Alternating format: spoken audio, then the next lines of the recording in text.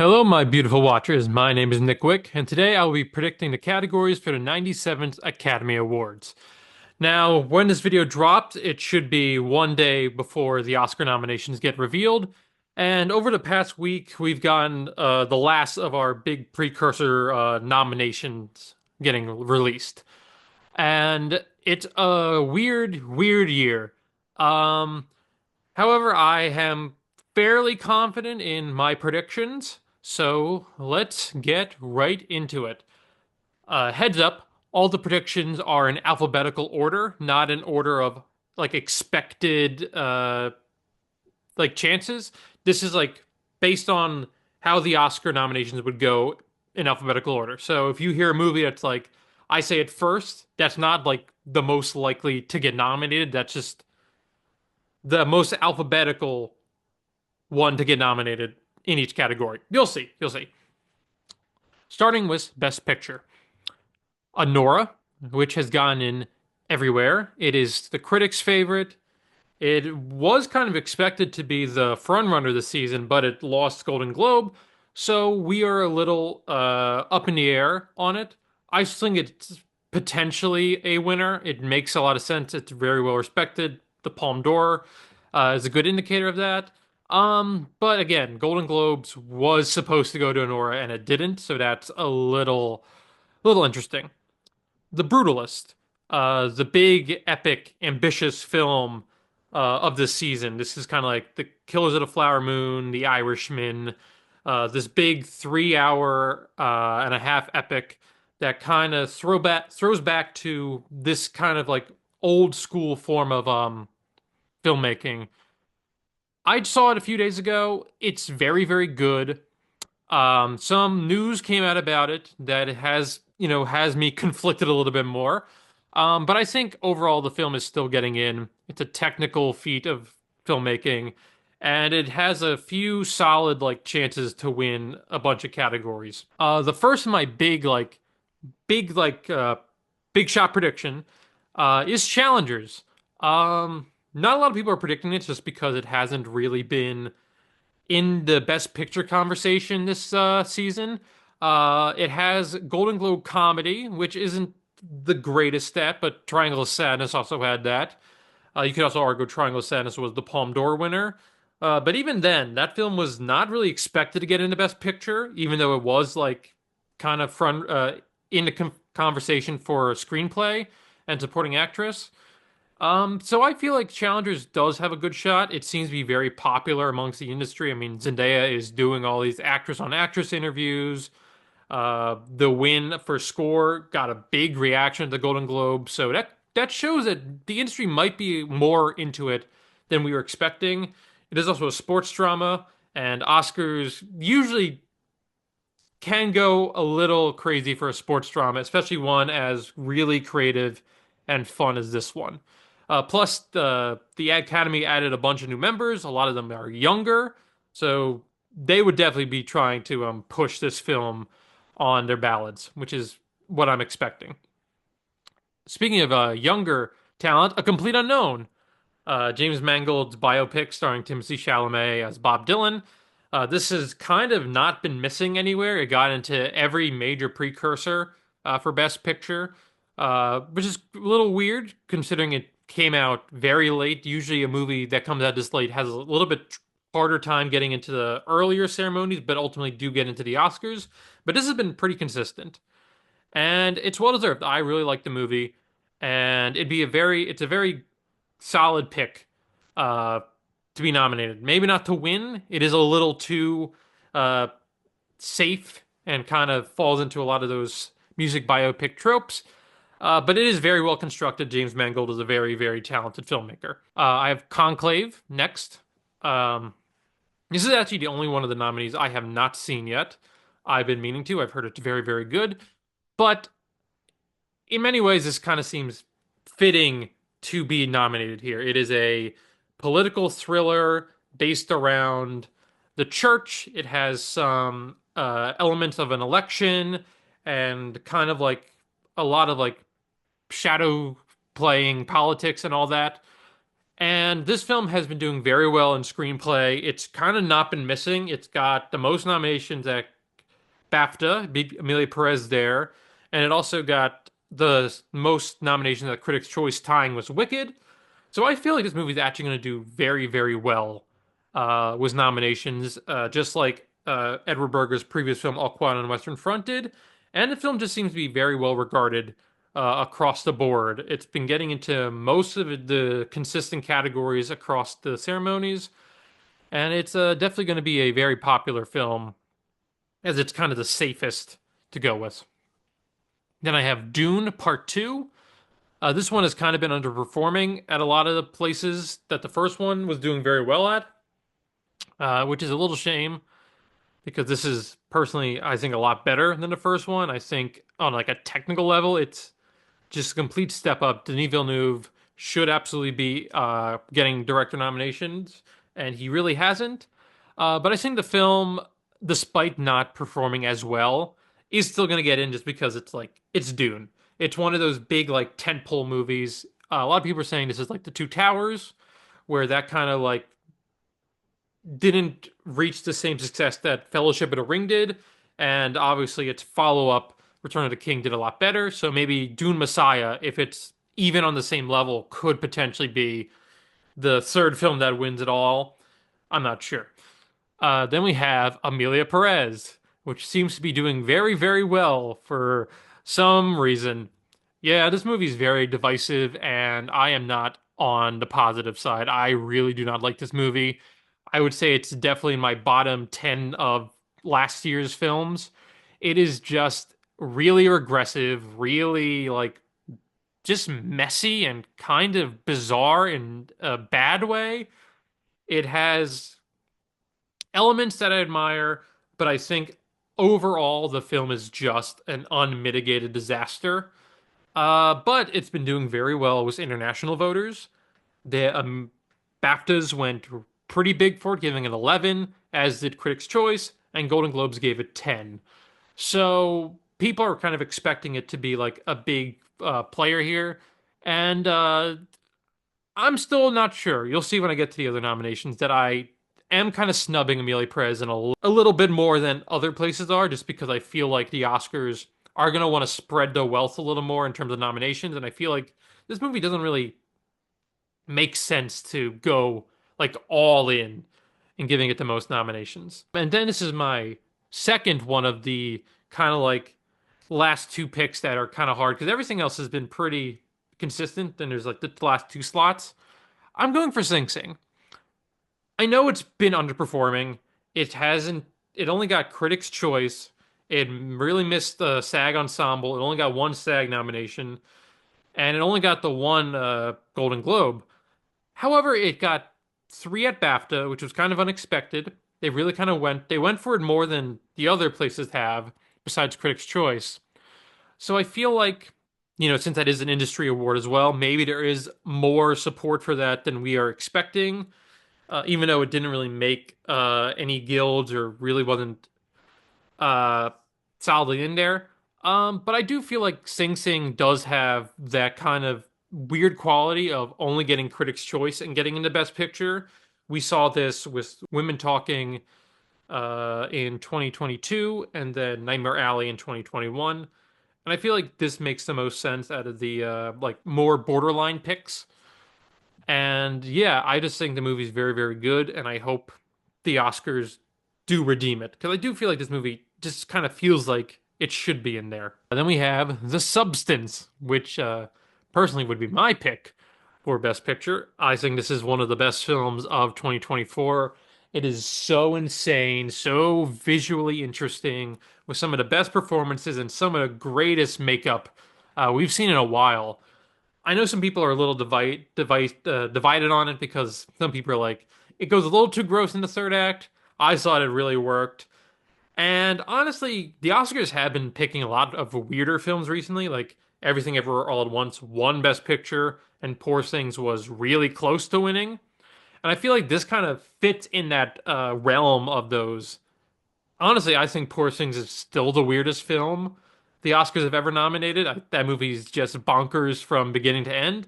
And I feel like The Substance even though it is grosser, does have more of those themes that the Academy would kind of gravitate towards, like it being set in Hollywood, it being about an important issue that a lot of actors are facing, like especially aging and kind of aging in like a celebrity sense and people like kind of judging people for getting older and kind of focusing on like the new young talent.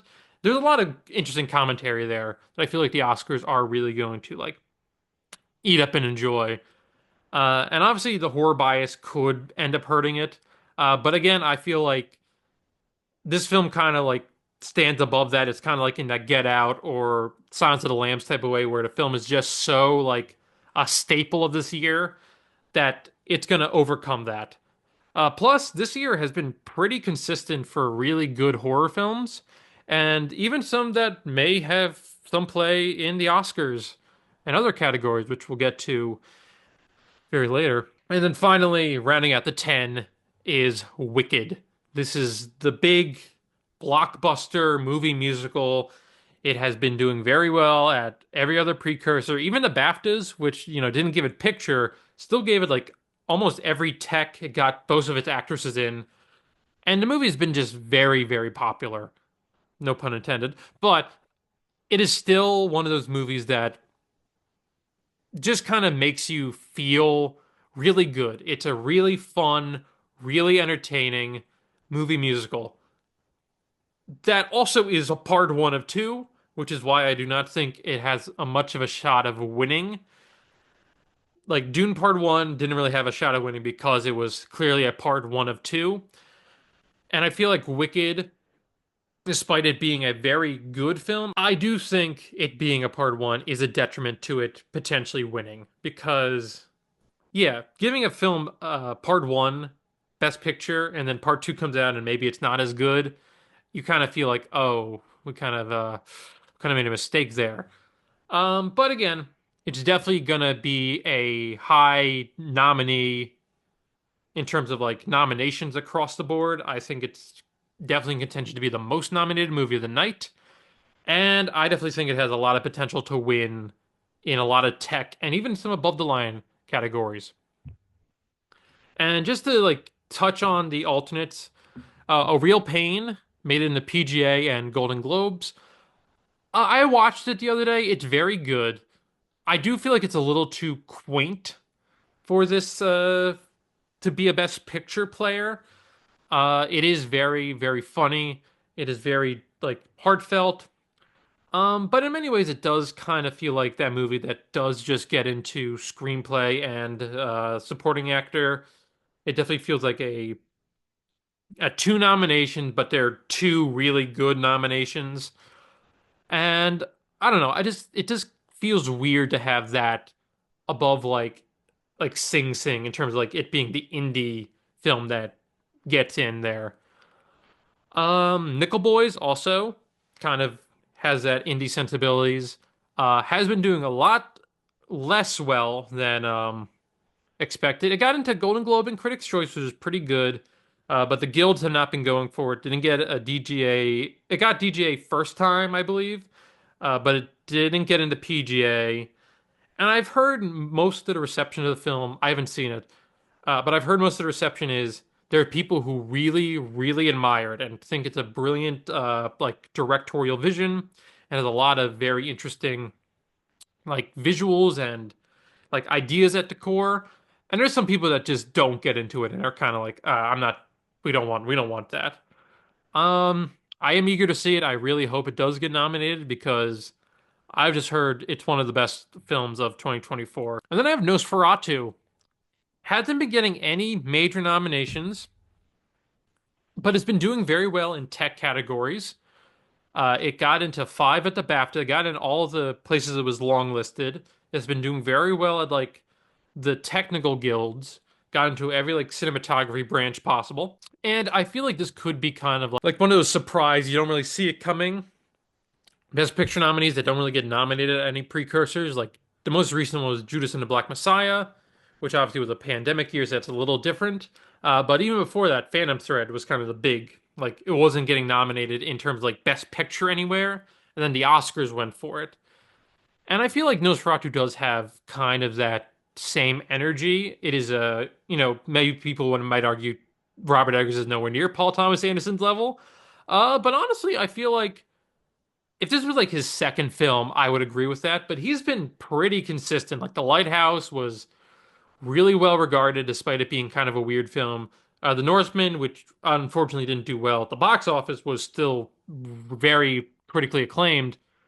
I feel like this kind of has the critical acclaim, the technical prowess, and the box office success. It is on track to make 200 million by the end of its theatrical run, and it's you know been getting a lot of talk recently. And since the Academy extended their voting due to the ongoing wildfires, there is a shot that that could maybe have manifested more than we're expecting, just because they have more opportunity to see it. And then September 5, which I'm not going to talk about because it's not going to happen. I don't care if it got PGA or DG or Golden Globe. The film is basically She Said. It is the journalism film that has like an important, perhaps a little controversial uh, uh, story at the core, especially what's going on or what was going on. And I feel like the film is just not going to happen. I was always kind of doubting its like potential, and just kind of like the overreaction I've seen from a lot of people, like throwing it into like screenplay and editing and trying to justify it. People even said this could be like the first since like the 40s to get in Best Picture with no other nominations. Not gonna happen. I just don't. This movie's like She Said. It's like The Report, one of those journalism movies that the Academy don't really go for anymore. That was like a 2010s type of thing, just because, you know, Trump was kind of attacking the news very frequently. And that was kind of like they're kind of like, kind of like we're showing respect to films about media. I feel like this is not going to be the same. And I feel like this movie's just not getting nominated. Best Director. I have Nora for Sean Baker. He's been getting it everywhere. The Brutalist, Brady Courbet's been getting in everywhere and is expected to be the front runner. I have Edward Berger, who's getting in everywhere as well. He was kind of snubbed unfairly for All Quiet on the Western Front, which is a movie I don't really care that much about, but I thought, on terms of its direction, it was very, very well done. Frankly, should have been in over Triangle of Sadness. That movie had a really good script and decent direction, but I feel like that third act really kind of tanked that. And I was kind of surprised that even got in at the end of the day. But Conclave have been doing very, very well, and I just feel like this, even though it's not, I've heard it's not really the most showy in terms of direction, I feel like they're just going to want to nominate him as like a show of like making up for his snub there, and also because the film is very, very popular and is definitely going to get into a lot of categories. Then we have Amelia Perez. Jacques Audiard has been getting in everywhere as well. A little weird. I don't really want this, but it's kind of just inevitable at this point. At least I know he's not going to win. The film is way too divisive for that. And, there's some admirable traits about the direction, but on the whole, this is a nomination I could do without. And then finally, I'm gonna go with the substance. Coralie Farge has been getting in almost everywhere. She missed DGA, but that was kind of expected. They don't really go for like they really kind of go for like the front runners and then like one other pick, as in they went for James Mangold. But I feel like Coralie Farge's vision is so like visually like magnificent. The film has a really great style. It's very blunt, but in a way that really works. I feel like if another director tried to attempt this story, it could come across as kind of like, I don't know, like kind of like weird and off-putting in a way that would be a detriment to the film. But she really like uses that kind of like really blunt sense of commentary to really like ignite like a real like enjoyment in this movie, which is definitely deserving of a nomination here. Just off the nomination block, I think, is Dune Part 2, which really should be in over Amelia Perez. Dune Part 2 is a feat of filmmaking. It is a big, epic film with some of the best shots and some of the coolest scenes put to film this year. The ending scene with the sandworms is just insane.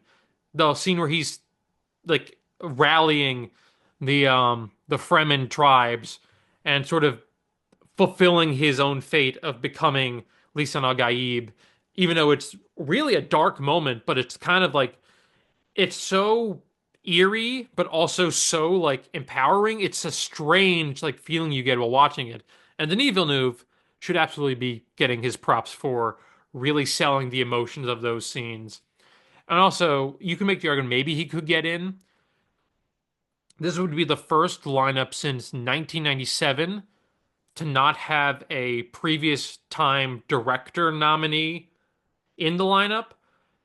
But again, this year is kind of a weird year that I could realistically see that kind of like unproven stat being broken because those top four have been getting it everywhere, and Corley Farge just feels like they're going to go for the substance. And I feel like it would make kind of a bad move for them to snub a female director at this point, especially one that has honestly one of the best visions of the lineup. I would honestly say she should be winning here. But yeah, I just think that lineup is very strong.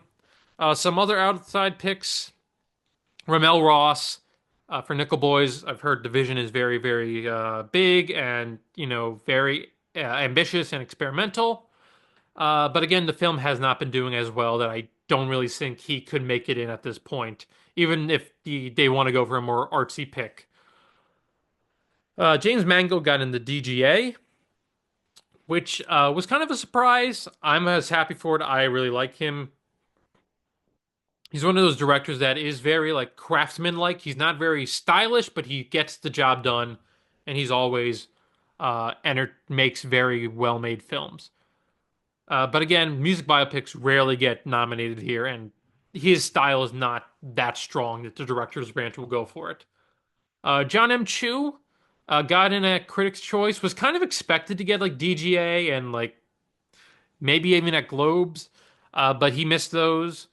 And honestly, I'm not that shocked. The direction of Wicked is okay. I think it's more the performances and kind of the story that work rather than his direction. And then final slot, I'm going to go for Robert Eggers for Nosferatu, kind of under the same guise as PTA getting in for Phantom Thread. Eggers has kind of, rising in popularity. This film is really kind of like a his biggest in terms of like commercial success, which people could, you know, uh, argue allows more people to see him and say, "Hey, this guy is very, very talented. Let's give him some nominations." But again, it is a horror movie and one that's not like guaranteed to get into Best Picture. If it was like a stronger contender for Best Picture, I would say Robert Eggers has a shot to just sneak in as like a dark horse that gets nowhere else. And it'd be a really cool nomination. But for now, I can't, in good conscience, say that's going to happen. All right, Best Actress. Honora, Mikey Madison, been getting it everywhere. Is the critics' favorite. And yeah, one of the best performances of the year. Hard Truths, Marion John Baptiste. I have not seen this movie, but I've heard sensational things about her performance, and she got into Critics' Choice and BAFTA, which is a pretty solid pairing. And also, Mike Lee is very good at getting actors into these type of categories, especially because Marion Jean Baptiste got into supporting actress in the 90s for Secrets and Lies, I believe. Then I have Fernanda Torres. She hasn't really been getting that much nominations, but she won the Golden Globe drama, which I feel like is kind of like an indicator. She gave a really good speech. And I feel like the international branch is really going to go for that one, for that performance very, very much. Brazil loves that movie. And I don't really know how much of that like base makes up the voters. But again, I feel like Sony Pictures Classic is gonna start pushing her because she won Globe and allowed them to like have like a real good contender on their hands. Demi Moore in The Substance. One of my favorite performances. She's been getting it everywhere, and she won the Golden Globe, which was a great win. I love Mikey Madison. I think she was really deserving, but Demi Moore gave a really good speech. That performance was like kind of a really deserved comeback. I just think it just makes a lot of sense. She has put out a lot of very good work in her career. And as she said, she wasn't really given the chance to be in like a movie that really showed off her talents because she was, unfairly relegated to being a popcorn actress. But this movie shows that she is very, very talented and absolutely deserves to be nominated here. And finally, Cynthia Erivo in Wicked. Uh, Big musical performance. And usually, if a movie musical based on a Broadway show has roles that are Tony winners or Tony nominees, they get into the Oscars. We've seen this a lot of times in supporting actress, but even in lead. Obviously, Hugh Jackman in Les Miserables was a big one. And obviously, Renee Zellweger in Chicago, which this movie kind of feels like it could be kind of like the biggest movie musical at the Oscars since Chicago. Also, out of the nominees, Cynthia Erivo is the only returning nominee. She was nominated for Harriet, and I feel like they're going to want to reward her with a nomination here. Now, I say that, and you might be noticing, where's Carla Sofia Gascon? Because her, Erivo, Moore, and Madison have gotten everything. My argument is usually there's always one that gets in everywhere that gets snubbed. This happened with Margot Robbie. She got nominated at every precursor and then missed the Oscar. Also happened for Lady Gaga, who got in almost everywhere for House of Gucci and then was snubbed at the Oscars. And I kind of feel like this could be like a House of Gucci situation where, the performance is, has enough, but ultimately the film might have enough detractors that they don't want to nominate her. She's also not a real lead. She is the secondary character to Zoe Saldana, who has the most screen time and is unfairly being like frauded into supporting actress. And I don't know. I just feel like she's a very new actress. She gives a good performance, but again, I feel like the movie is going to mostly focus on Saldana.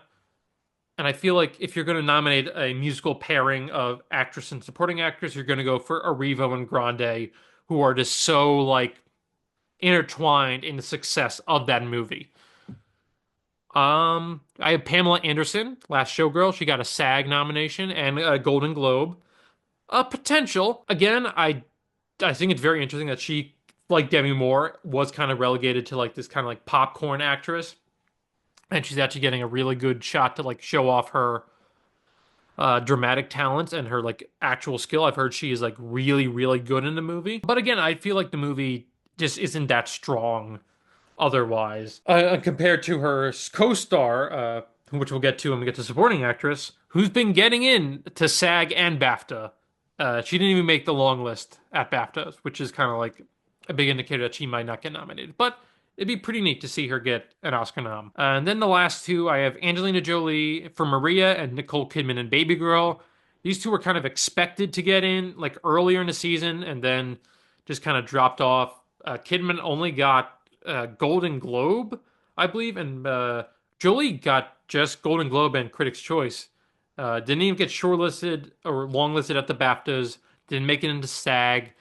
The movie has been very much underperforming, and I feel like these two movies just aren't close enough to genuine contenders at this point. Now, perhaps they could just kind of like surprise their way in.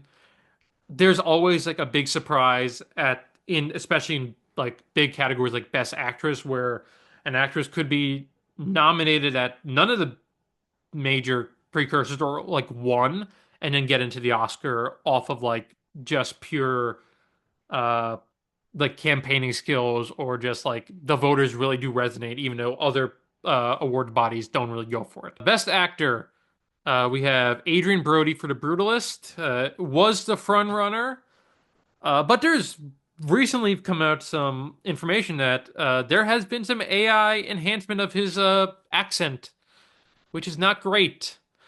I don't know if this is really going to hurt anything. I don't really know like how big of an issue this is, but it is weird that a performance could be considered a front runner when, as we know now, there may or may not have been enhancement on the actual performance.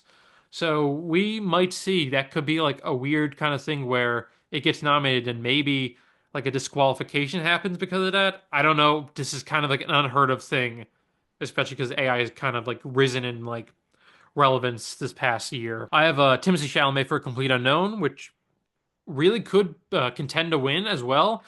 It's a really good performance.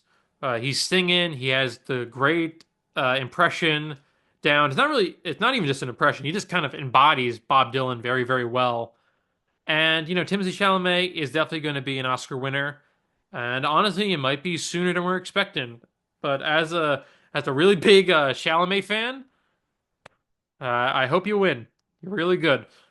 Then I have Ray Fiennes, Conclave. Been getting it everywhere, as have the previous two. I've heard he's very, very good, but kind of more subtle compared to the other ones, which is kind of like not the best to be to win an Oscar, which is a little weird. I feel like you kind of want to be the most like genuine, and you don't really go as big when you're trying to be the most genuine. But I've heard the performance is very, very good, and the movie is going to be very successful, as I said.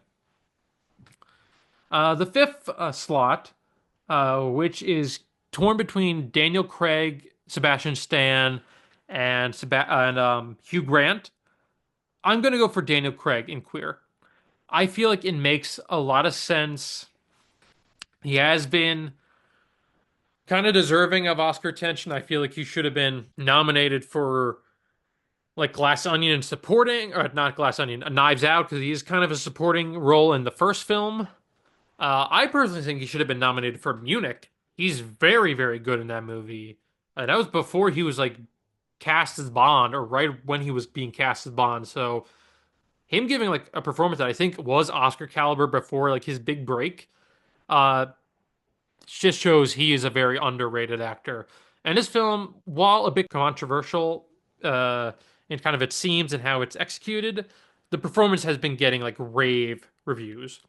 And I feel like it is enough passion for him to get in that him missing at BAFTA, which seemed a little weird. Uh, he got SAG, he got Critics' Choice, he got Golden Globe. He'll be fine, and I think he's gonna get in. And then Coleman Domingo for Sing Sing, definitely a worthy nominee. One of my favorite performances of the year. He's just so good at just how he emotes, how he like just puts his feelings on screen at all times. He really should be like kind of front running to win. But that movie really hasn't been performing as well, which is kind of a shame. And then I said Hugh Grant for Heretic got really big nominations, Critics' Choice, Golden Globe, and BAFTA, which is a little strange for especially like a horror thriller. But he could like potentially be like a dark horse. He could kind of get into like that final slot a la Misery, where Kathy Bates was kind of like, the movie wasn't really overperforming, but got in because that performance was very, very good. And then Sebastian Stan for A Different Man and The Apprentice. I think at the moment, The Apprentice is kind of not looking super good. And A Different Man, won Golden Globe, but, really hasn't been doing as well outside of that. So that's really kind of, and also the fact that he's in two kind of big movies might split his chances of actually getting in. Supporting actress, I recently switched who's in this lineup, and I'm going for a complete unknown for Monica Barbaro. I think this movie's going to get 3 acting nominations, and it would be well deserved. Monica Barbaro is kind of phenomenal here. She gives like one of the best like vocal performances in the movie. She's probably the best singer of the cast, which is really, really impressive considering everyone does a really good job with their singing.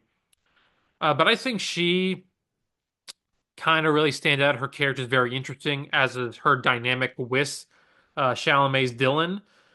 Um, and honestly, she's just really, really phenomenal, and I would really appreciate her getting in. She got SAG, which could be a good indicator that the actors are really going to go for that movie. And yeah, I would be very happy to see her name, especially because she's not like really predicted. And that's kind of this is kind of like my like going off the fences a little bit prediction here. Conclave, Isabella Rossellini, been getting in everywhere. I've heard the performance is like very, very brief, but I've heard it's like kind of like The Fablemans with Judd Hirsch, where the performance is just so like powerful and really does stick with you that they're just going to give her the nomination. And I love Isabella Rossellini. I need to see the film still, but I've heard nothing but rave reviews, even despite the minimal screen time. Then we have Amelia Perez, Zoe Saldana, who really should be in lead. She's a leading character. She has most of the screen time in the first act and is really the character you follow towards the end of the film. It's a good performance. It's the best aspect of the movie. Coming from someone that doesn't really like it, I do think Zoe Saldana is very, very good in it. And she won Golden Globe, obviously. But I feel like that might be the only place she wins. I feel like there's going to be a lot of competition from Grande at Critics' Choice and SAG, especially because Wicked did very, very well there. And there could be a surprise pick at BAFTA. So we need to see if this race is really as sewn up as people are expecting it to. The Last Showgirl, Jamie Lee Curtis. I don't know if this is fully going to happen. I don't know if this is just kind of like a last minute thing. That's kind of like, oh, it could get in, but ultimately it might miss just because it's not in a locked in Best Picture movie. But Jamie Lee Curtis is really campaigning. She got into SAG and BAFTA. Hollywood really loves her. She won for a very bizarre performance in Everything Everywhere All at Once. I don't really like that win. I think the award should have gone to either Hong Chow or Curtis's co-star Stephanie Hsu for that movie. And I don't know, just kind of like I haven't seen the movie, so I can't really judge. But just kind of like a really we're gonna nominate her like so soon after her win. But I've heard she's better in this, so I need to watch it before I can like fully judge the performance. But again, her kind of peaking last minute, especially because that movie is also kind of a recent release, uh, it could show more potential to get in than any other, like of the more on the cusp actresses. And then Ariana Grande, Wicked. Personally, my choice for Best Supporting Actress. She is phenomenal in this movie. I was not really expecting it. I mean, I like Ariana Grande fine enough. I really liked her when I was a kid on Victorious, and I like her music fine enough. But I was like, when I heard her cast, I was like, really? We're gonna go for like a pop star? But then when I actually when I watched the trailer, I was like, okay, she's doing something. She kind of has. She really does have a passion for it. And then when watching the movie, I was like, yeah, I'm not, don't judge castings until you see the movie because wow, just phenomenal. And I think she has a shot to kind of kick up momentum again with Critics' Choice and SAG. I know a lot of people are kind of like saying, oh, it's going to be a sweep for Saldana.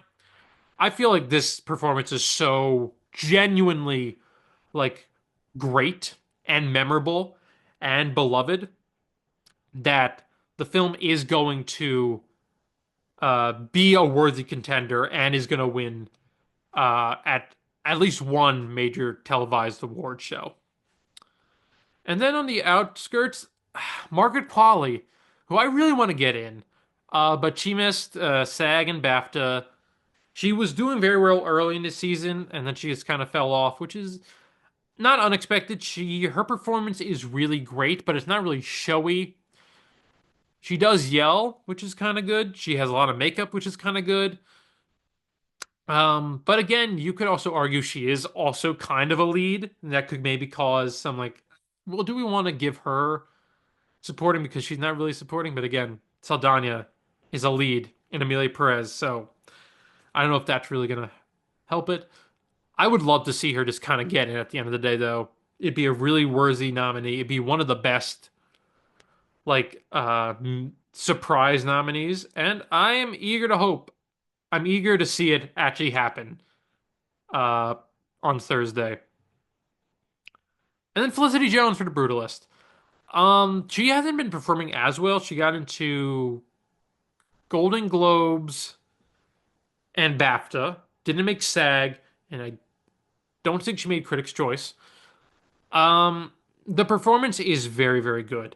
I watched it and I was actually very blown away by it. I was kind of shocked that most people aren't really talking about it or really focusing on Pierce and Brody, which obviously you should. They're very good performances, but I honestly felt like she was the most interesting of like the core three, especially because she's only in the last uh like hour and a half of the movie, which seems weird. Like an hour and a half. She's only in an hour and a half of the movie, but considering how long the movie is, she's not in it a lot. Um, and I would like to see her nominated. I just feel like there's a little bit of like too many obstacles, especially against like her not really getting in like Pierce and Brody were. And then the final one, I'm going for Danielle Deadwyler. She got SAG and Critics' Choice. They could consider this nomination for the piano lesson as like kind of a makeup for her getting snubbed for Till. I didn't really care much for the piano lesson. I thought it was interesting in some aspects, but kind of like a dull film on the whole. But her performance is very, very good, and she should definitely be in contention because I thought she really did stand out in a very good way. Uh, I should also mention Selena Gomez. I just don't buy it. I don't think. I feel like if you're going to nominate a pop star, you're going to go for Grande. And also, her performance is like the most like besides like the screenplay and the songs, it's the one aspect of Amelia Perez that most people can agree is not really that good. She has been criticized by her inconsistent Spanish, and I know the people who are defending the movie and the writers try to say, "Well, she's American. She's not actually from Mexico." You can definitely tell that was like a, oh, she can't speak Spanish well. Let's like bullshit a reason why she sounds like that. And you can clear they don't I don't remember them even saying that in the movie, and I just feel like that performance is not strong enough. Even though BAFTA went for it, BAFTA was going to go for Amelia Perez because it's international film. I feel like the Oscars are going to be a little bit more restrictive than the BAFTAs are. All right, supporting actor. Honora Borsov have been getting in everywhere, which is kind of a surprise. Not that the performance is bad. It's very, very good. But I feel like, there's so many good supporting performances in that movie. Mark Eidelstein and Karan Karagilian come to mind as really, really standout supporting performances that I was kind of shocked that he's the one that's been building up the most like momentum. But he's very good in the last half of the movie, and he's kind of like the thing you really leave with because he is so like integral to that final scene and how like powerful it is. That it's a good nomination. I'm happy for him. The Brutalist, Guy Pearce, been getting it everywhere. I have some real big issues with this character in the movie. I think he's so like out of place in the movie. This grounded, he kind of feels like a Bond villain in some parts. I was like, okay. But I think Guy Pearce really did a lot to elevate this character. His performance is so good that I was more willing to like overlook kind of like my issues with like kind of the silliness of this character. And he's overdue. He should have gotten nominated for like Memento and LA Confidential. He's a very underrated actor. And you know what? I really want to see him get nominated because it would be a very deserving nomination. Edward Norton, A Complete Unknown, been getting it everywhere. Kind of a surprise just because it's, one of those performances that I feel like would get into the Oscars at the end of the day, but could miss along the way. But no, he's been getting in there. Kind of shows the power of A Complete Unknown. And yeah, he's very, very good. He also sings. He's very charming. He's very likable. He's kind of the heart of the movie. He doesn't really do like a big showy scene. He has like one monologue that could be it, but I don't think he's like really the front runner to win. He's just going to be nominated everywhere, and he's going to be well deserved in the nomination. A Real Pain, Kieran Culkin, which is a lead performance, and it's also going to win. This is the one category where I'm confident in a sweep. It's the only acting category where I'm actually like 100% kind of convinced he's going to win across the board. It's a very good performance. Personally, it wouldn't be my choice just because it is a lead performance. But he's very, very good. He's very funny. He's very charming. It's kind of like Succession just ended, and we want to kind of give. He won his Emmy. I think he won SAG. I think he won a Golden Globe too. He won Golden Globe obviously as well. That I feel like the Oscar going to be like, you know what? Yeah, we're going to give him this. He's deserved it. And he's going to give a very sarcastic and dry speech, which is going to be very great to see because I love those speeches he gives. And for that final slot, I'm going to go for Clarence Macklin for Sing Sing. He hasn't been getting it everywhere, but I do feel like this performance, especially getting BAFTA, which was kind of like a shock, no one was expecting him to get in, kind of shows maybe Sing Sing could get in to like that two Pope situation where even though he wasn't getting nominated everywhere, at the end of the day, that film is just so dependent on those two performances that they just want to recognize him. And it's well deserved. He probably my pick of the five. He's very, very good. Again, obviously, he hasn't really been getting in everywhere. But I think it's a really great narrative, and it just makes sense for him to actually get nominated at the end of the day. Then on the cusp, Jeremy Strong for The Apprentice. Again, another Succession boy. Um, again, I've heard the performance is really, really deserving and really phenomenal. But again, I just don't know if the movie is gonna get in because of everything going on right now. But he has been getting it everywhere, so potentially he could like sneak in and take that fifth slot from Macklin. Then there's Denzel Washington in Gladiator 2. Got in at Golden Globe and Critics' Choice, but then kind of fallen off from SAG and BAFTA. It's a good performance. I don't know if I would put it in, uh, especially because I don't really care much for that movie. I think it's entertaining enough, but at the end of the day, it's just kind of a bland film that I'm not really remembering anytime soon. And then for the final few, I have Mark Eidelstein and Karin Karagilian for Honora. Again, as I mentioned, they're both very, very good, but they haven't been getting nominated anywhere. Jonathan Bailey got nominated for SAG for Wicked. I don't think he's going to get in for this film. His character I know does more in the second half of Wicked, so potentially they could give him the nomination there. But if he got in, I wouldn't be upset. And this is the final one's like kind of like a hope dicting. Bill Skarsgård should be in contention for supporting actor as Count Orlok in Nosferatu. I mean, the voice and the appearance, the transformation, you don't know that is him.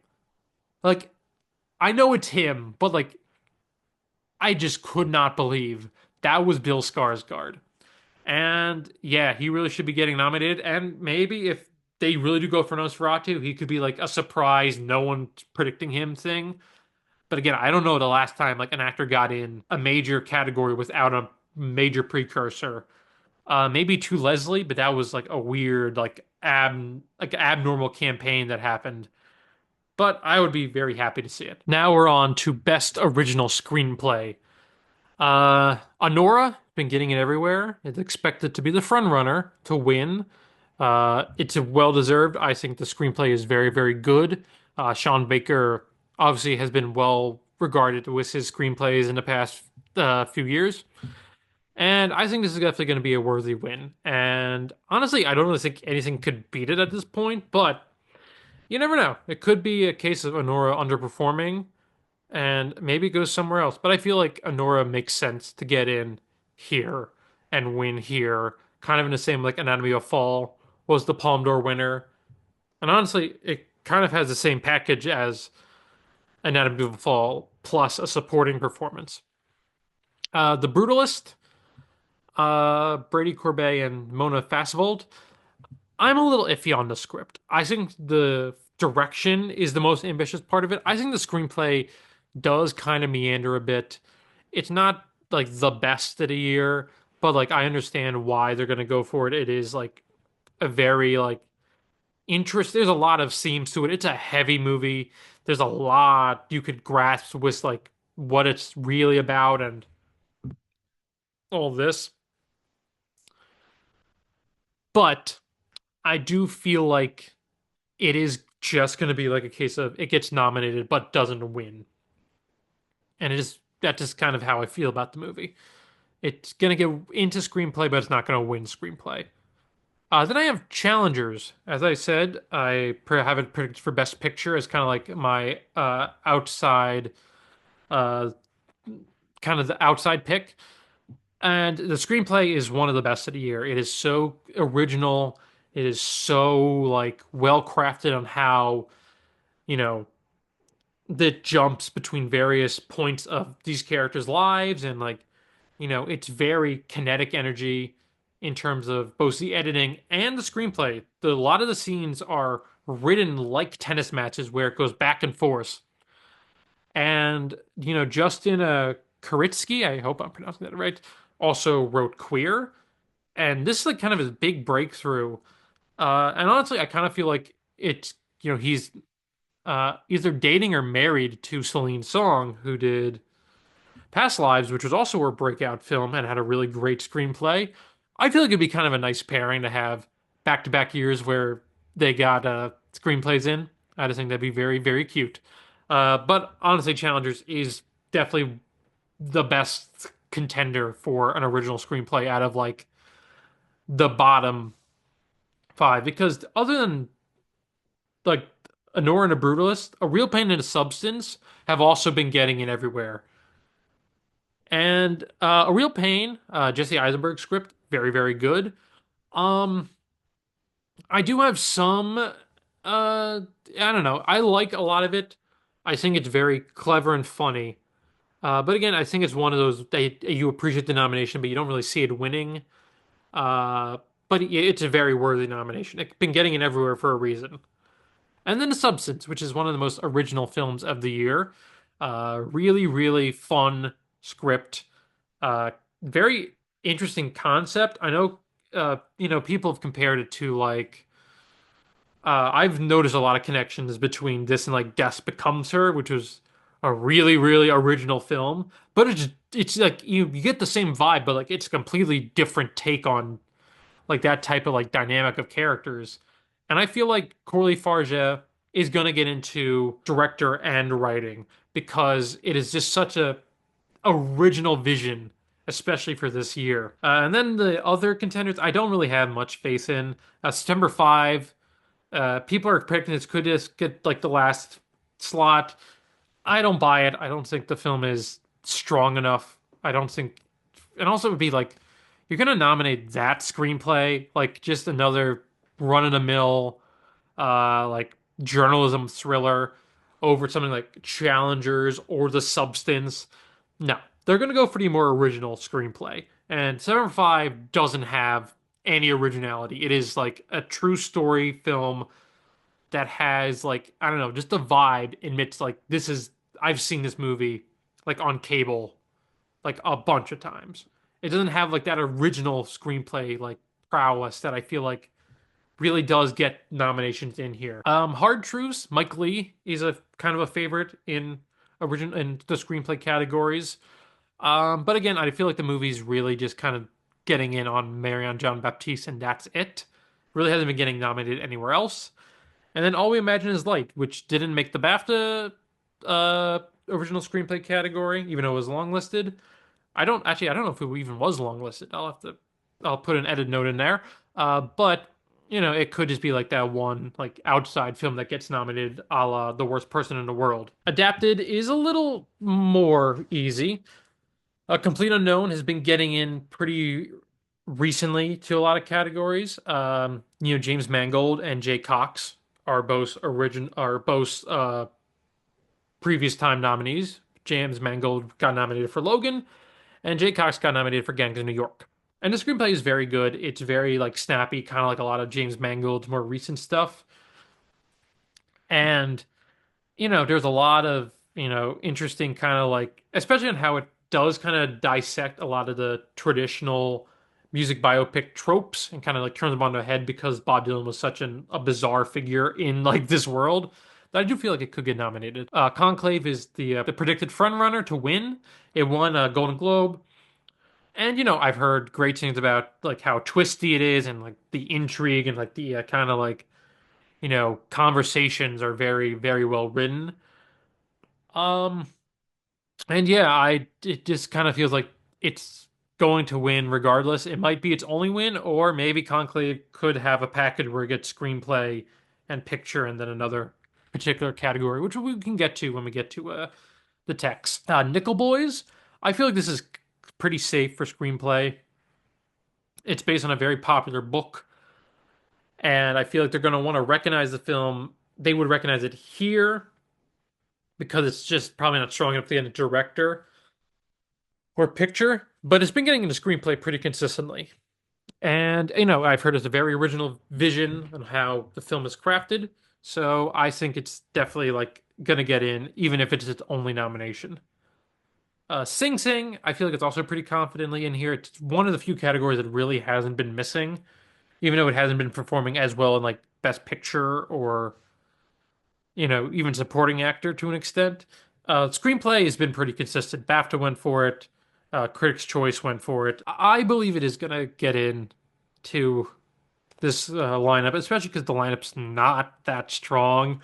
Because when we get to the fifth slot, I have Wicked, which I do not feel confident in. I also don't feel confident in Amelia Perez either, just because the screenplay is like that one factor alongside like the songs and Selena Gomez's performance that has the most like divisive attention focused on it. I feel like, people generally say Gascon and Saldana are pretty good, but everything else is like a differing amount of opinions. And I don't know. I feel like Emilia Perez's screenplay is very messy. Wicked is a little bit more like just an adaptation of the show, but it's a lot more like generally likable. It's much more like straightforward. You get what they're saying. With Amelia Perez, you're kind of like there is some like big swings in it, but like whether or not you think those big swings pay off is a very different thing. And a lot of people, like myself, don't believe any of those swings pay off. That I feel like Wicked just kind of makes sense. Also, they're gonna want to overnominate Wicked. They're gonna give it like the Top Gun treatment where that gets into screenplay, even though it really doesn't make a lot of sense, but they're just gonna love the movie. Um, Another potential nominee that I feel like maybe is a little, lower on the list, but could potentially happen is Hitman. I know it only got like WGA, but Hitman is a film written by Richard Linklater, who has gotten films into screenplay categories without Best Picture nominations. And also, you would recognize Glenn Powell because he co-wrote the film with Linklater. And I think, he had a pretty big year in 2024 with that and Twisters. He had a big year in 2023 with Anyone But You, and in 2022 was Top Gun Maverick, and he's gonna have a big year this year because he has The Running Man coming out. That I feel like maybe Glenn Powell definitely could potentially sneak into being an Oscar winner through Hitman screenplay, especially because musicals don't really make sense to nominate. So I could see Wicked or Amelia Perez ultimately like missing out, even though they've been getting good amount of nominations. And then Dune, I feel like Dune could potentially get in, but at this point, I feel like it's just going to underperform and not even get that. All right, international feature, I don't really have much to talk about just because I've only seen one of the films, but this seems to be the general consensus among like most like Oscar predictors. Amelia Perez, The Girl with the Needle, I'm Still Here, which also has I have it predicting getting an acting nomination. Kneecap, which did very well at the BAFTAs, and The Seed of the Sacred Fig. Now, Amelia Perez, Sacred Fig, and I'm Still Here have been getting in everywhere. And Kneecap's big, strong play at the BAFTAs kind of show that there might be support to get it in here. Then the last one is The Girl with the Needle, which I don't really know anything about, but I've heard it's black and white, and I've heard it's very, very good. Other contenders I have is Vermiglio. Don't really know if I'm pronouncing that right, but that got Critics' Choice, I believe. And then Flow, which is in contention for Best Animated Feature. It could potentially sneak in. The film is very popular. It won animated feature at the Globes.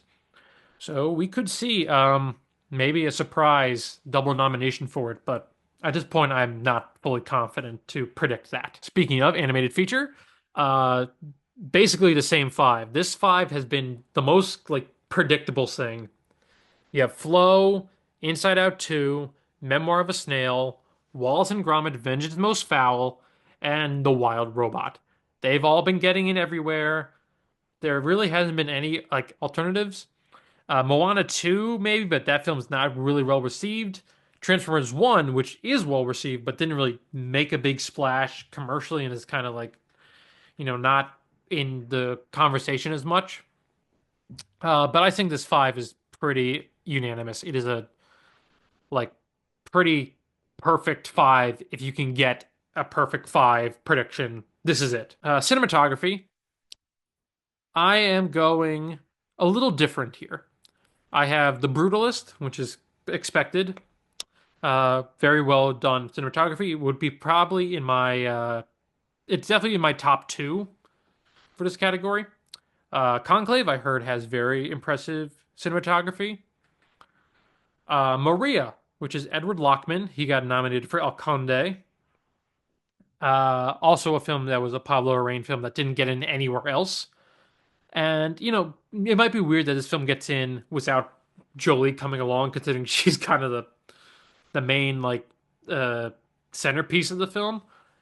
But the cinematography just really does stand out. It got an ASC, and every time Lockman has got an ASC nomination, he gets into the cinematography category at the Oscars. And I'm just gonna say it makes sense. I haven't watched the entire film. I kind of got bored by it after a little bit. I really do want to probably give it another chance, especially if Jolie actually does get in to actress. But from the whole, the cinematography from like what I saw was very, very impressive and would be a worthy nomination. Then I'm going for Nickel Boys. This got the spotlight at ASC. It wasn't in the lineup, but it got the spotlight nomination, which is what The Lighthouse and Ida got, and those got into the Oscar lineup as well. I mean, it is shot in first person. It really has, I think it only got Critics' Choice, which is a little weird that it only got one nomination, but, it is such a bold vision that cinematographers might really would respect it. That's one of the categories where I believe like it's like specific to that branch, and cinematographers are really gonna go for like something original over like something kind of like standard and safe. And then finally, I have Nosferatu, which has been getting in everywhere, and it's potentially the one I want to win. It's been winning the most critics groups, and it just looks phenomenal. It's as close to black and white as you can get, and they love their black and white movies. But also, like, just the lighting is so phenomenal. The use of shadows, just kind of like how it captures all the aspects, like costumes and the production design, which we'll get to, are really, really worthy. And I feel like, he got in for The Lighthouse, and this film honestly comes close to like that kind of like creativity with how that film was shot.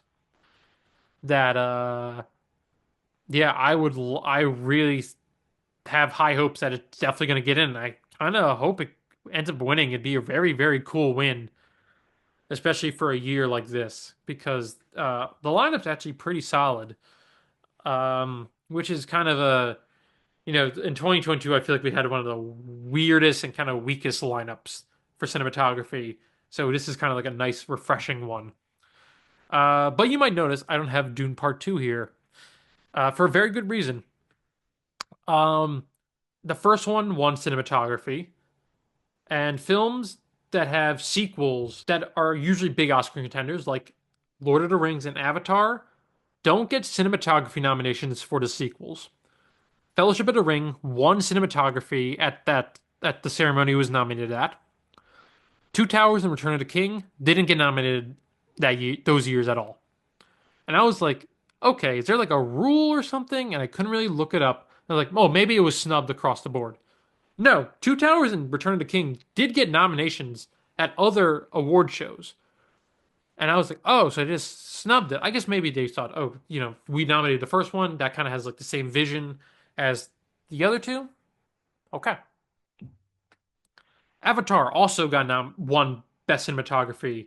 And then the sequel, Way of Water, which did get nominated places, didn't get nominated. And I was one of the calls I made. I was like, that movie's not going to get nominated for cinematography.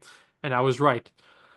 And I feel like Dune, even though it is one of the best looking movies of the year, might fall under that, like, kind of like same issue where they're like, yeah, it's a very good movie, very well shot, and it looks better than the first, but we gave the first one the win, so we're not going to even nominate this one. It's possible. Uh, I would love to see Dune Part 2 actually get in. I saw Greg Fraser was snubbed for the Batman as well, and if he gets snubbed here, it'd be very unfortunate. But yeah, I don't have it predicted just because of that, uh, like, coincidence. And maybe it's not like, maybe it's just a coincidence those two missed. But it does feel weird that it happened to two big franchises within like the 2000s and the 2010s that I feel like if Dune overcame it, then I would know, okay, so that stat means nothing. But if it doesn't get nominated, then I'm like, okay, so I'm not going to predict a movie that's a sequel to a cinematography winner. Complete Unknown got an ASC. Very, very well shot, very well lit. Especially, it's one of the best lit like of the musical biopics and the music films of the year. But again, I don't think it's like visually creative enough to get in. And then I have a Nora. Could potentially be like an outside shot. I thought it was a very well shot movie. There's some very beautiful shots that I feel like are kind of in my mind, and I really did leave with like those images in my head. That I feel like maybe that could be like another nomination to its like award hall. But it hasn't been getting nominated anywhere, so it would just be a very weird like nowhere out of nowhere pick, but it could happen. And then Amelia Perez and Wicked, kind of don't think they're happening.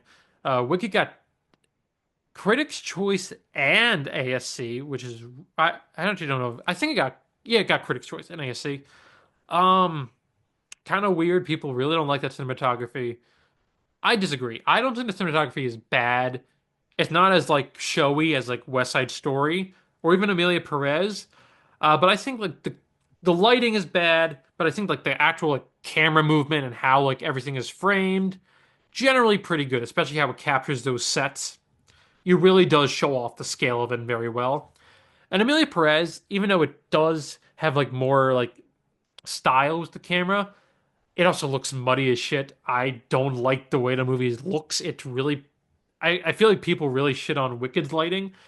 I don't think Amelia Perez is any better. I might even say it's kind of worse because it kind of reminds me of like a Zack Snyder film where it's just so gray and like almost underlit that I feel like those two don't really deserve to even be in contention to be nominated here.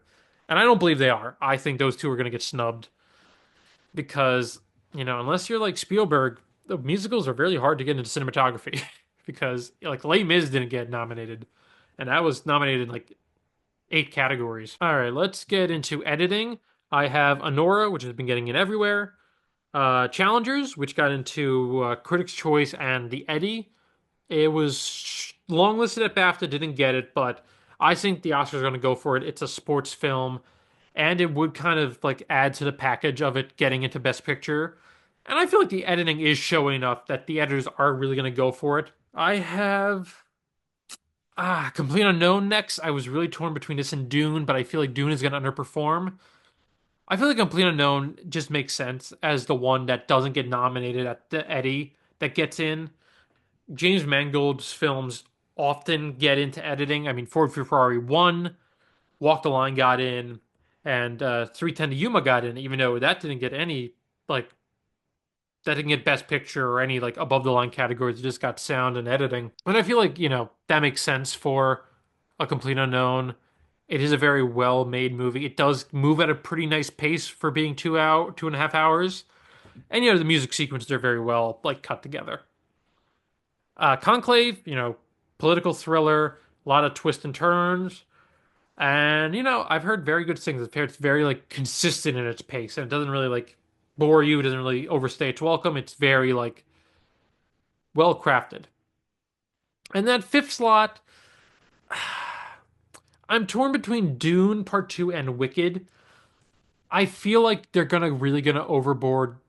Wicked was nominations, and I feel like this might be one. I feel like the musical does move very fast in the same way Dune does. They're both 2 hours and 40 minutes, but I feel like they both really don't feel like that way. I will argue, I think Wicked being a musical does help it. And also, the editor was nominated for Tick Tick Boom. You can make the argument Joe Walker won for Dune Part 2.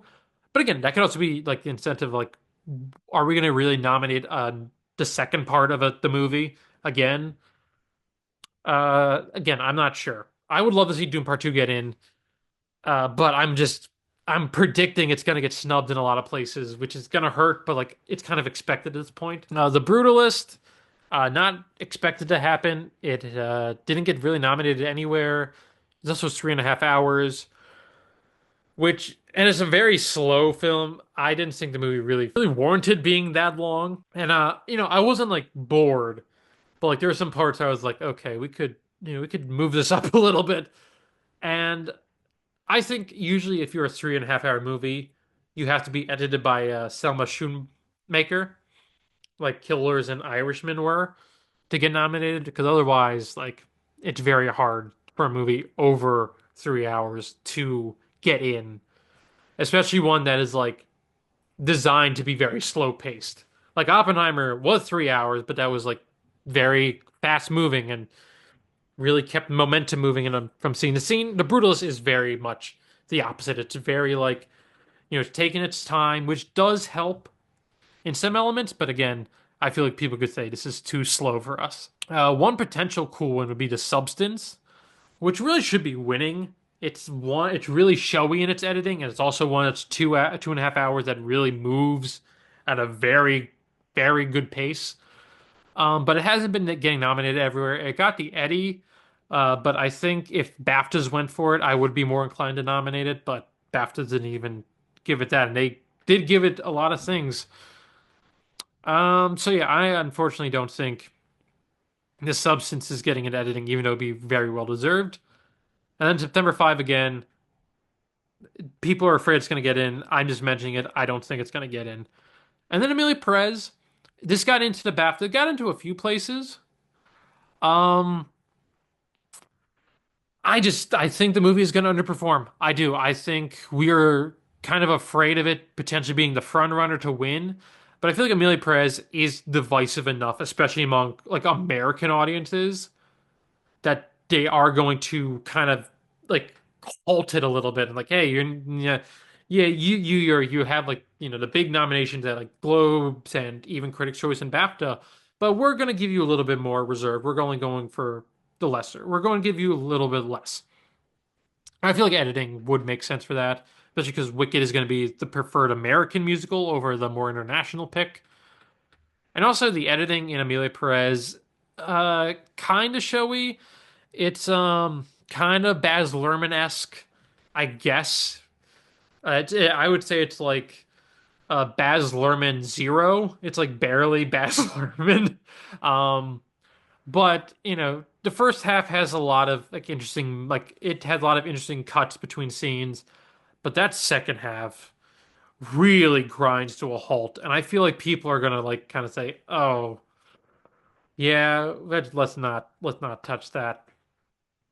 So that's why I'm not predicting that for editing. Production design, The Brutalist, it's about production design. Again, maybe some of the AI, like there's some AI like attributes that could be like off-putting that may kind of like stir it away. But again, I don't know if that's coming out too late for them to like kind of change that nomination. Dune Part Two, one of the texts where Dune's going to do very well. It's not really missing anywhere, and it makes sense. You have all these big sets, the arena on the Harkonnen planet, and like the caverns that the Fremen uh, like live in are all very impressive sets. I could see it maybe getting snubbed because it is more set in the desert than the first one, where they had more like ship design. But I feel like Dune Part Two is still pretty strong here. Gladiator Two, which I think has a very good shot of getting in here. It missed Golden BAFTA, which is a little weird. But I think it's definitely going to get in here. It makes sense. They rebuild the Coliseum, and I think in terms of like technical aspects, I think its production design is probably the strongest element of it. That it's definitely worthy of consideration as like Napoleon got into this category last in 2023. Nosferatu has been getting in everywhere. It is very Victorian in its set design. It's very reminiscent of Bram Stoker's Dracula, and that film I think won production design. And I think the film has a very beautiful like world it inhabits. Like the castle is so like cold, and you really feel like it's lived in despite like, a dead guy living there. And then all the like houses and like all the like the rooms and the rooms that they live in, there's like so much detail in the sets. Like they said, there's letters like in the drawers that are like written to other characters, or just like picture frames of like their grandfathers or stuff like that that you don't even see, but it's there to like give the actors a lot to like work off of and kind of like get like really into like the mindset of their characters. That I feel like actors are real. Like I don't know if like the actors really vote for here, and like in these types of categories, but I feel like they're gonna really appreciate like really good production design that helps an actor like get into character faster. And then Wicked, the front runner to win, and I'm not really shocked because it's these big, beautiful sets. They're very colorful sets. They're mostly all practical. There might be some that are like, enhanced with CGI to like make them feel bigger, but you can when you're watching a movie, you tell like, wow, that is like they're like that's a real thing I can like reach out and touch. And I'm expecting it to win. I feel like last year was kind of like a toss up between Barbie and Poor Things. This year, Wicked's kind of like it has it. I feel like Wicked's kind of hard to beat in this category. The other nominees I have Conclave. Could get in. I know they recreate the Vatican, but again, I don't know if it's that much considering it's only that location. Complete Unknown, recreates a lot of like the 60s like cars, and they have a lot of like, recreate the Newport Folk Festival. Um, but again, it is kind of like, very like stripped down, and it feels like you're in the 60s, but it also doesn't like I feel like when you look at like the Fablemans, which also had like that same time period, you really do kind of feel like the authenticity of the 50s and 60s there. This year, like you get it, but like I don't feel like it's like as like focal as like the Fablemans had. And then Blitz got I believe it got a BAFTA nomination. War movie, but Blitz is not performing well. Even at BAFTA didn't really get into anything. That I feel like this movie's just kind of getting goose egged this entire season. Costume design, I have Beetlejuice. Um, Tim Burton films usually do get into costumes, and I feel like the costumes are very showy here. As Colleen Atwood, so of course she's long time nominee, gets nominated almost every time she gets a film made. Um, and honestly, I'd be really happy for it. Usually, there is also like one film in here that's not a Best Picture nominee. I feel like this is the one category where like films that aren't in the Best Picture 10 can get into costume design pretty easily. And I feel like Beetlejuice has a very good shot. Conclave, they have the papal robes, and the nuns have their like garb on, and I think it's probably gonna get nominated. I feel this is gonna be one where like they just want to give it another nomination. And I wouldn't be surprised. I'd be very happy that Conclave uh would get in just because it is such a because like from the trailer, those costumes look very, very impressive. Dune Part 2, the first one got nominated. I feel like this one's also gonna get nominated. It is very impressive, the costume design. It is very showy, especially like all the, like the black armor that like the Harkonnens wear, especially Fade Rasa's kind of like has like the open chest or whatever. It's very cool. And also there's like weird like horned aliens in the arena. Like that should be like definitely nominated because of those. But again, like obviously Florence Pugh has all these like that metal dress that had like the thing over her face. I think it's definitely getting nominated. I think there's a lot of places Dune is going to miss. This is not one of them. Nosferatu, again, like as I mentioned before, very period accurate. Robert Eggers is very good with historical accuracy. And the dresses and costumes are very, very, very good. Especially Count Orlok. He has like the cape and like he has that big Russian like fur hat. And yeah, I just feel like that's just gonna happen. Period films often get nominated too.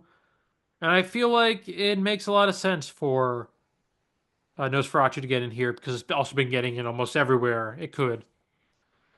And then Wicked, which is again probably the front runner to win.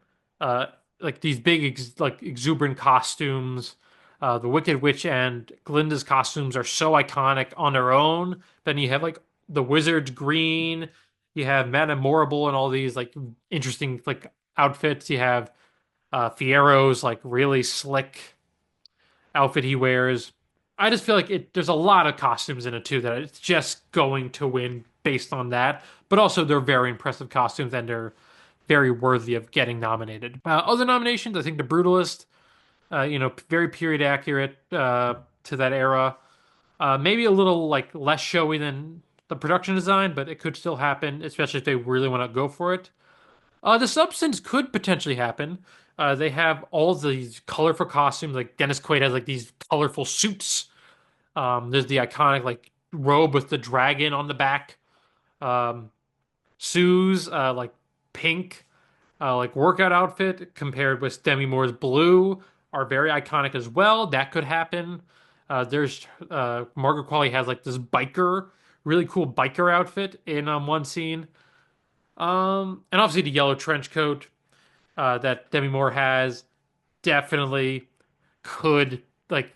There's a lot of great costumes that it could honestly get in, and it'd be very well deserved. I would love to see The Substance get more nominations than what I'm expecting, and I feel like this could be one where it like surprises. Gladiator 2, the costumes are very good. I don't know if I would say they're my favorite, but very well deserved and should absolutely be nominated. But again, they've been getting snubbed at the BAFTAs, and I feel like costumes is a little stronger of a category for Gladiator. It's kind of harder for it to get in compared to production design, where I think the production design is the best element of that film. And then Maria, opera singer, has all these costumes. I even the beginning, she's like burning like a bunch of costumes in like the first like 5 minutes. So there's that. And then A Complete Unknown, it got BAFTA nominated. Again, music biopics don't really get costumes. Rocket Man didn't. Bohemian Rhapsody didn't. And I feel like this movie is a lot less showy than those films. And if they didn't get it, I don't feel like Complete Unknown could. But again, it could overperform and get in, which would be well deserved. Makeup and hairstyling, Beetlejuice makes sense. Again, Tim Burton often gets the makeup in as well. And that, all the prosthetics are so cool. There's the guy who has like the fishes like sticking out of his head, and Willem Dafoe, obviously, and you have obviously Beetlejuice himself, and Monica Barbaro, not Monica Barbaro, Monica Bellucci, other Monica B in a big movie in 2024. Her makeup's very impressive. Danny DeVito for a little cameo. I just feel like this is definitely going to get in. It didn't get BAFTA, which is kind of weird, but again, I feel like BAFTA a little more like refined. They don't really go for like the big prosthetics, where Oscars are more likely to go for prosthetics over like the more subtle stuff. A Different Man. This is one I'm the least confident about, just because I don't know if there might be like a little bit of like an iffy thing of like, well, it he Sebastian Stan is wearing makeup that is a recreation of an actual like medical condition. But Adam Pearson, who has the same medical condition in real life, uh, seems to be an advocate for the film. He seemed to have been like an advisor on how everything was portrayed. That I feel like it is going to get in just because the makeup looks so impressive. Nosferatu, this one could miss too, but I feel like it's so good you can't. It's again, Skarsgård is unrecognizable, and the mustache, the fact that he's like a big old corpse, it's just great. And I feel like it'd be kind of a shame if they snubbed it for like, I don't know, something like Amelia Perez or Deadpool and Wolverine or something like that. I don't know if Deadpool and Wolverine on the shore, but like something like kind of like more generic. We have the winner, which is The Substance. I mean, it's The Substance is winning, no questions asked. And then Wicked. Um, Again, could potentially get snubbed here, but I feel like they're gonna really overperform it, overnominate it. She's green. All the characters have these unique hair designs. Again, Madame Morrible. Ariana Grande has the famous toss toss with her hair, and again, there's a lot of makeup there that I feel like is going to help it get into this category pretty easily. Then I have Dune on the outside. It could get in. I feel like Fade Rasa completely changing Austin Butler should be warranted. But again, it's gonna get snubbed, and I'm just predicting where it is, and I feel like it's gonna be here, unfortunately. And then I have Waltzing with Brando. They turned Billy Zane into Marlon Brando. It's an impressive feat, but I have heard nothing about this movie besides the fact that it's Billy Zane playing Marlon Brando. I know some people are predicting Amelia Perez too. I feel like at this point, it's just not strong enough. For one, it does feel kind of weird that we're nominating a performance where the trans woman is kind of forced to play a man. I mean, I respect that like they didn't like they allowed her to actually show off her acting range. But again, it's a little weird. And also, it's probably brown face. There's reports that the makeup there's some like images of the makeup when her character is pre-transition that the makeup is darker than her actual skin, and it was done to make her look more Mexican, including adding a Mexican nose and like just kind of like really changing like the whole look of her character, her appearance. I mean, it is impressive, but again, it's like, are we gonna really reward something that could be considered brown face? I mean, Tropic Thunder didn't get nominated for a very good reason, and I feel like, I mean, it's also just that. It's not really like that show. It's on screen for like 20 minutes, and then she just looks like herself. So I don't really know if that's really a worthy nominee or prediction to have. Best visual effects, I have Alien Romulus. It hasn't been getting nominated everywhere, but I feel like it makes a lot of sense to get in here. Brilliant alien ship designs. The aliens are a mix of practical and CGI, which is really cool. The big like stain on the movie is the one character that's brought back through CGI of an actor that is deceased, recently deceased, might I add. It was only like 5 years ago, which is not that far to resurrect them. I mean, I don't think any actor should be resurrected, regardless of how far it is. But 5 years just feels a little gross. But again, I think everything else besides that one effect are very good and are very well deserving. I have Deadpool and Wolverine. I know people aren't really predicting this, but since 2008, there have only been 4 years where an MCU movie has not been nominated in Best Visual Effects. Two of them were 2020 and 2009. which were 2 years where there were no Marvel movies released. So you can't nominate them for visual effects because they weren't released those years. The 2 years where an MCU product did come out that didn't get nominated was 2015, where Age of Ultron and Ant-Man weren't nominated, and 2011, where Captain America: The First Avenger and Thor weren't nominated. But every other film in the MCU, every year where an MCU film came out, it's been nominated. Iron Man, Iron Man 2, The Avengers, Iron Man 3, Captain America: Winter Soldier, and Guardians of the Galaxy got in that year. Doctor Strange, Guardians Volume 2, Avengers Infinity War, Avengers Endgame, Shang-Chi and Spider-Man No Way Home got in. That was kind of unexpected because that was a very late release movie. And the effects were not really that well received, but still got in. Black Panther Wakanda Forever, also a film that had kind of iffy visual effects from like reactions. And then Guardians of the Galaxy Volume 3 got nominated last year. And I know Deadpool and Wolverine don't really have the best visual effects, but Sean Levy also got Free Guy in. I feel like they're just going to go for it just because it's a Marvel movie. It's one of the biggest movies of the year, and they'll just kind of feel inclined to give it something, even if it's really undeserved. Because honestly, that is more concerned about like the practical fights than the actual like CGI stuff. So I don't even know what's worth considering a nomination there. But we have Doom Part 2, which is definitely winning. That's kind of like signed, sealed, delivered.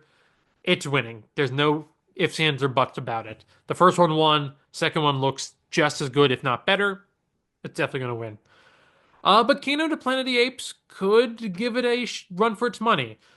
I think the effects just continue to get better and better with each film. And unfortunately, these movies just kind of always get compared to other films that have just a little bit more uh, showy visual effects that ultimately get them the wins over the Planet of the Apes movies. Personally, I think War for the Planet of the Apes should have won over Blade Runner. I love Blade Runner, but come on, War for the Planet of the Apes is like one of the best uses of CGI I've ever seen. And Kingdom wasn't as well received. It was still pretty well liked, but mostly just well liked. It wasn't loved to the extent of War and Dawn were. And honestly, I don't think it's gonna win. I really hope one of these movies does win, just because they're so deserving, and they constantly just look so good. And yeah, and then the final one, I'm going for Gladiator 2. I switched this out for Wicked just a few minutes ago. That's why it's not in alphabetical order. Um, but Gladiator 2 has decent visual effects. I feel like it's gonna be like Napoleon, where it gets that production design in a third category, which we'll get to. And I feel like it makes sense. There's, the big ship battle looks really good. The rhino looks pretty good. But those monkeys kind of like, oh, are we gonna nominate that? But at this point, I can't really think of anything better to nominate. Wicked could get in, but again, I feel like that's gonna be like the one it does maybe miss just because like it is kind of like MCU-y. I guess I know I just argued that Marvel gets a lot of their movies in, but I feel like for like a movie musical, especially one that has such great production elements, they're really not going to focus on like the animals or the flying monkeys or like her flying. The effects are good, but they're not great. They're not realistic in the same way that I feel like Kingdom of the Planet of the Apes, you're like watching like, wow, those monkeys look so real. Like Dune, like those sandworms look so real. Wicked, you don't ever feel like anything like that CGI looks real, but you're like, I'm not taken out of the movie. I still think it's pretty good, but I feel like this is one of those nominations where it's just gonna miss at the end of the day. And then Better Man, which has been underperforming at the box office in America internationally. Uh, I've heard the visuals are very good. I heard the movie's very fun, but they have just not been going for it at all. And I could see it missing just because America just doesn't care about Robbie Williams' monkey movie, even though I've heard very good things about it. All right, let's get through sound. Alien Romulus, I believe this is going to get in. Alien hasn't really been like nominated before, but I feel like this is kind of be like last year where visual effects and sound overlapped just because I feel like that's used to be the trend, and I feel like that's coming back. I feel like Alien Romulus is really deserving. It got on the sound shortlist. It got a score nomination. So I feel like there are people that are paying attention to it that are going to want to give it a nomination here. Complete Unknown is definitely getting nominated. James Mangold always gets sound nominations. Walk the Line and Ford v Ferrari got in, as did 310 to Yuma. And I feel like this movie is about him going from acoustic to electric. It's about like the shift of sound and how like his music sounds. It's definitely getting nominated. I would be shocked if it didn't get in. Dune Part 2 is also getting nominated. The first one won sound, and this one's definitely getting nominated as well. This is one of the few categories where sequels don't really have the issue of getting in here.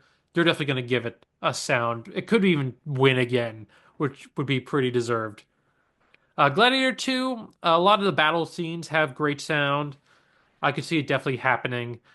Again, Napoleon didn't get sound, but it got three nominations. I feel like Gladiator 2 is going to sort of repeat that only three tech noms that Napoleon did.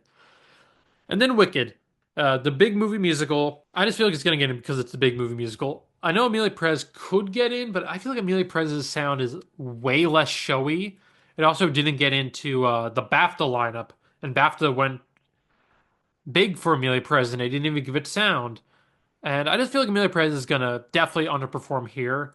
It doesn't have the like compared to like Wicked and A Complete Unknown, it is the weakest in terms of like how the music sounds in the movie. I have Blitz.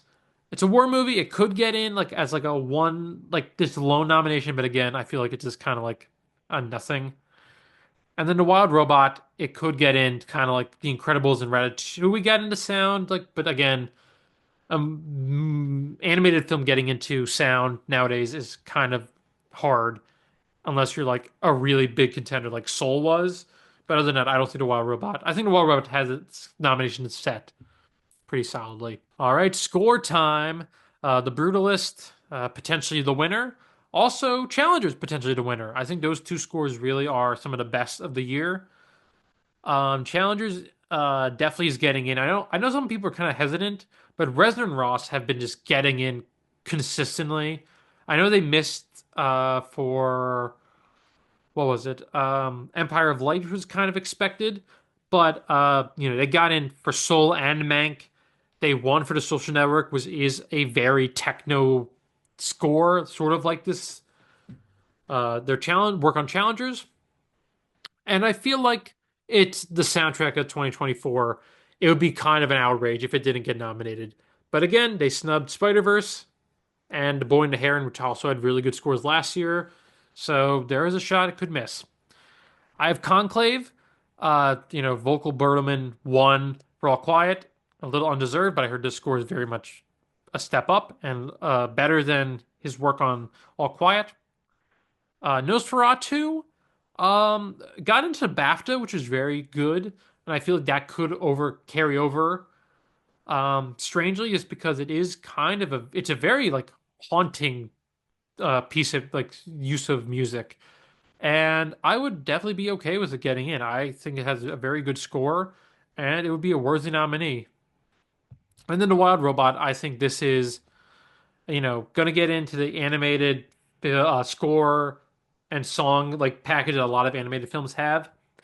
It could miss like Pinocchio, but I feel like the Wild Robot being a big like success at the box office is going to help it because Pinocchio, while critically acclaimed, was a Netflix movie and kind of didn't really have like that. You don't really get the same sensation of like, oh wow, the score's so good when you're watching it at home versus when you're in a theater and you get to hear the score like on like the big screen with like those big speakers. You do get to like appreciate the score more. And then I have Amelia Perez and Wicked. Those two have kind of been going in and out of like getting nominated. Amelia Perez has been getting nominated everywhere, but I just feel like Amelia Perez is just gonna miss here too. I feel like the score is very unmemorable. It's very bland, and it's not like you could argue Dial Destiny was too, but that was John Williams. John Williams can get into like move into this category, which is worst scores. And I feel like Amelia Perez's score is not good enough, and the songs, especially, are under such like scrutiny that it is going to miss here. Even though it's been getting nominated everywhere, I feel this could be like a Spider-Verse. And then Wicked, I don't know why it's nominated. It's verbatim the Broadway like underscore, but I guess it's not technically part of a movie, which is I guess why Dune Part Two was like ineligible because it technically uses music from a movie that won. I don't know. I don't know. And then I have Sing Sing a potential if they want to give it something else, but I'm very doubtful on it. And then The Room Next Door, Alberto Iglesias got in for Parallel Mothers, kind of unexpectedly, that it could happen here as well. But again, not really counting on it. All right, last category, Best Original Song. I have Never Too Late by Elton John. Elton John's gotten in for Lion King and Rocket Man. I feel like he's gonna get in here. He's very popular, especially regarding his recent diagnosis with how his eyes are he's kind of having a trouble with his vision, and that could be kind of like an incentive to give him something because it could be like the last time he's really allowed to perform anything. And then we have the two Amelia Perez songs, El Mal and Mi Camino. Personally, out of the two songs, I think El Mal is the better of the two. And if it ended up winning, I'd be okay with it. I don't want it to win, but it definitely could. It would be an okay winner. Couldn't really complain, especially because they nominated the two of the least bad songs from that film. The Journey, which is Diane Warren and Her for the 688. Diane Warren's just going to get in. And honestly, at this point, just give her the goddamn Oscar so that she doesn't, so she stops making film scores so we don't keep nominating her. Let other people in. Please. We don't need more Diane Warren nominations. But I've heard a song. It's okay. It could win. I don't really know. And then Kiss the Sky, The Wild Robot. Again, it could potentially miss, sort of like Ciao Papa missed for Pinocchio, but it's been doing pretty well. So I don't really have any doubts there. Uh, on the uh, on the cusp, I think Harper and Will Go West from Will and Harper. I've heard that song is very pleasant. I've listened to it a few times, and I need to watch the documentary. I heard it's very, very good. And, it could be a very nice, emotional song, especially one that's performed by Kristen Wiig. That could be a nice performance. Compress Repress, a little weird that this is because I don't really, it's kind of like very more part of the score, but they've been going out for it pretty much everywhere, so I could definitely see it getting nominated. And then Like a Bird from Sing Sing. Potentially could get in if they want to nominate it. I think it's probably the best song in the category in the like the shortlist nominees, and it would probably be my prediction to win. All right, so let's do a little bit of a tally. All right, so leading the charge with nominations, I have Wicked and Conclave with 9 each. This kind of makes sense. They were the most nominated at Critics' Choice, and Conclave was the most nominated at the BAFTA, and Wicked really led at SAG. So that kind of makes sense in terms of those nominations. I have The Brutalist getting 8. Again, big technical movie, very impressive filmmaking feat that I believe will definitely get in to a lot of categories. Uh, a three-way tie with A Complete Unknown, Amelia Perez, and Honora at 6. Honora's really been getting those consistent nominations. Uh, it's going to be like kind of like easy that's at 6. Amelia Perez underperforming, I believe, makes a lot of sense. I feel like the Oscars aren't going to be as like overboard and overjoyed to nominate it like the BAFTAs are because it's not really appealing to American audiences as it is to international. And A Complete Unknown also makes sense. It is kind of surging, but again, I don't think this is kind of like the general consensus. It was getting like these like around the realm of 6 to 7 noms, and I feel like this is a very solid number for it. Another three-way tie between The Substance, Dune Part 2, and Nosferatu with 5 nominations. I feel like they all make sense. The Substance, I think, could overperform, as could Dune. And I think Nosferatu is pretty solid with those 5, especially because it has been doing very well at the guilds. And I feel like the horror bias this year is going to be a little more like a little less in, like direct because the Substance is such a powerhouse performer. They're going to be like, well, if we're going to nominate that, let's just nominate Nosferatu and Alien Romulus and all these other things more. Was four. I have Sing Sing and Challengers, the two films I'm predicting to sneak into the final two slots. They make sense. Challengers has the Don't Look Up package, which is why I'm predicting it. I feel like that could get into those four categories and make sense. I have Wild Robot and Gladiator 2 with three. That makes a lot of sense. Gladiator 2 is kind of following the same footsteps as Napoleon. And I feel like the Wild Robot is going to return to form to like what Encanto and Soul did was getting three nominations in those categories. We have a bunch with two. I have I'm Still Here, Glad Nickel Boys, Alien Romulus, and Beetlejuice. I feel like those all make good sense. They're all in tech categories, except for I'm Still Here, which is in an acting nomination. I think it all makes a lot of sense for those to have the two nominations. These are my nominations. Hopefully I get some right. It'd be pretty cool. But yeah, please share your nominations down below and see what happens. Anyway, have a good day, good afternoon, or good night.